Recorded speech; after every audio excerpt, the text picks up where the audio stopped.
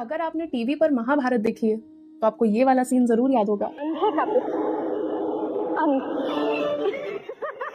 लेकिन क्या आप ये जानते हैं कि महर्षि वेद व्यास द्वारा रचित विश्व का सबसे बड़ा महाकाव्य जिसे महाभारत कहते हैं, जिसमें 1 लाख श्लोक हैं, उसके एक भी श्लोक में यह वर्णन नहीं मिलता है कि द्रौपदी दुर्योधन पर हंसी थी जब वो सभा भवन में जल में गिर पड़े थे।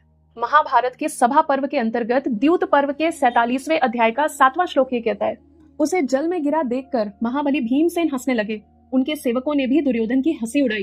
राजाज्ञा से उन्होंने दुर्योधन को सुंदर वस्त्र दिए। दुर्योधन स्वभाव से ही अमर्षशील था, अतः वह उनका उपहास ना सह सका। तो कुछ लोग ऐसा बोलते हैं कि द्रौपदी ने भी तो भरी सभा में दुर्योधन का अपमान किया था, उन्हें अंधे का बेटा बोला था, तो दुर्योधन ने भी भरी सभा में उनके चीर हरण का आदेश दे दिया, उनके वस्त्र हरण का आदेश दे दिया, तो इसमें हिसाब बराबर हो गया। इसमें गलत क्या किया दुर्योधन ने? हालांकि जिनकी भी ऐसी सोच है उनके लिए मैं सिर्फ प्रार्थना ही कर सकती हूँ कि भगवान उनको सद्बुद्धि दे, लेकिन रियलिटी कुछ और थी। रियलिटी में भीम हंसे थे दुर्योधन पर जब वो पानी में गिरे थे, और दुर्योधन और भीम के बीच बचपन से ही ऐसी खींचातानी चलती रहती थी। दुर्योधन को भीम बिल्कुल पसंद नहीं थे और भीम को दुर्योधन पसंद नहीं थे। बचपन में दुर्योधन ने भीम को जहर देकर मारने का भी प्रयास किया था। तो जब वो पानी में गिरे सभा भवन में दुर्योधन, तो भीम ने उनकी हंसी उड़ाई थी, ना कि द्रौपदी ने।